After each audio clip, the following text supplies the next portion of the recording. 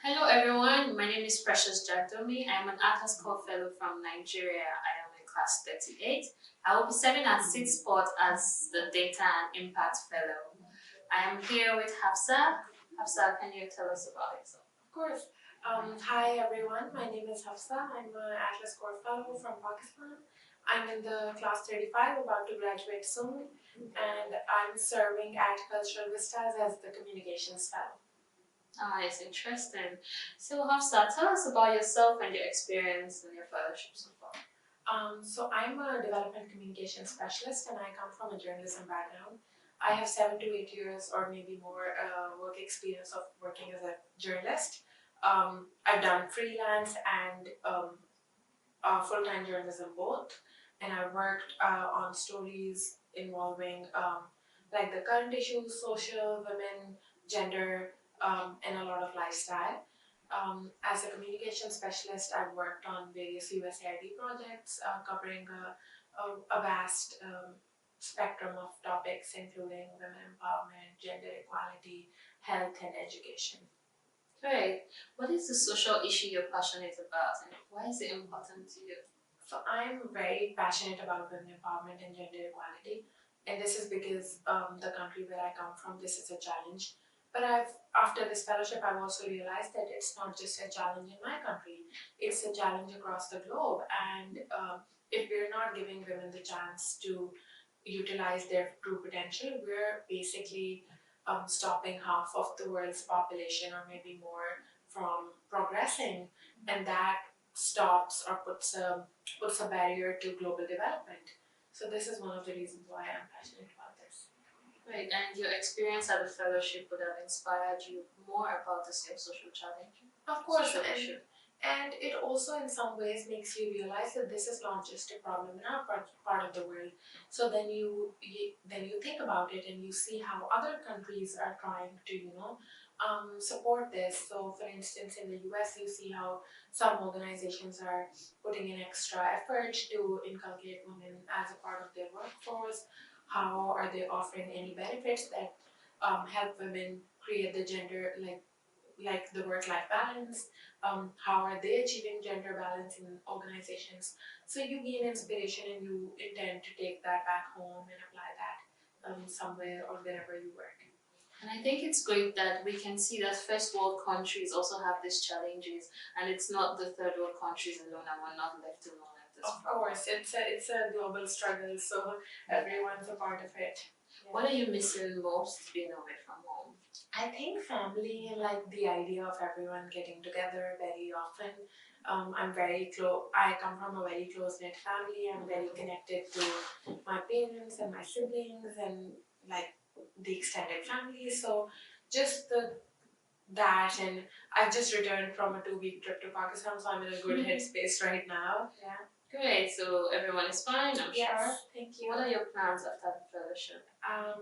So I plan to continue working as a communication specialist, but I also want to venture out of the development world and also see how corporations can help aid global development and what role can I play into that.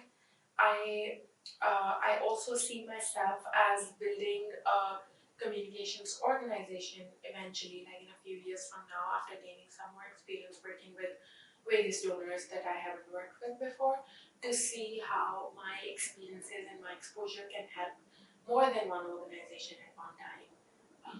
Yeah, great. Because sometimes it seems like the non-profits and the other organizations like that are entitled with the task of these responsibilities, but corporations can also help to solve these issues. Definitely.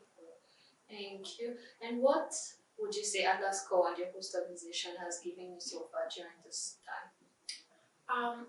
So with the experience and exposure and the opportunities that come as a part of this fellowship, I think one of the biggest things that I've gained from this fellowship is the fact that I've learned how to say yes to everything, to opportunities at work, to overcoming challenges when it comes to dealing with something new in your career, but also to taking on something that you've never done before.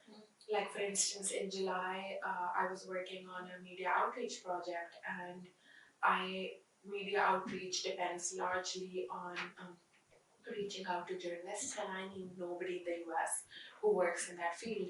But 3 weeks into the project, I realized that it's not so difficult to build those connections. Like, the world is a global village these days, and you just need internet and LinkedIn to reach out to journalists. So I did a lot of that, and we had great media outreach for that project. And just the fact that I knew nobody, and then I was able to generate that was a huge thing for me. But also, besides like the professional element, to also say yes to new things. Like, this one time my local ambassador wanted to take me to a Chinese place where they make your food in front of you, and you make your own meal by telling him what to add and what not to. So that was interesting. And then just like experiencing new things like that I would not be able to while I'm in Pakistan.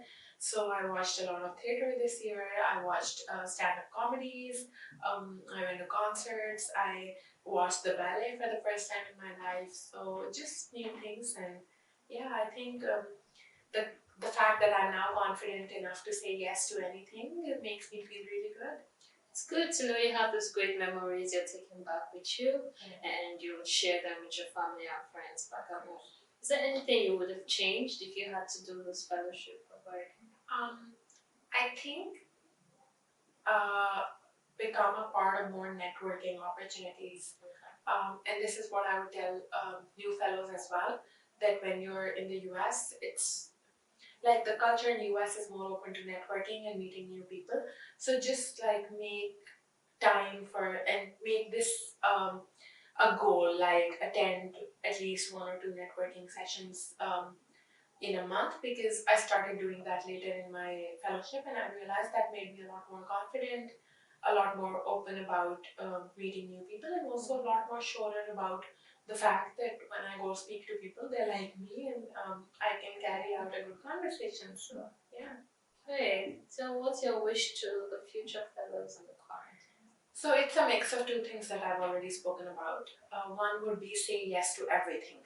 Uh, if it turns out to be a good idea, you'll come back with a great new experience. If it doesn't, you'll come back home with a great story to tell for generations. So say yes to everything, whether that's a professional challenge at work, whether that's going to the ballet alone, um, if you must. And the second would be to network more, speak to people, whether that's on the public transport in the morning, or whether it means starting a conversation with a shopkeeper, or just anybody you bump into, but also like professional networking opportunities, because sometimes we think about how effective that is, but if anything, that gives you so much new perspective and makes you more sure of the person that you are. And I think that's very important. Thank you for this advice. I will not forget to say yes to everything. Of course. I hope it is good for me. Probably.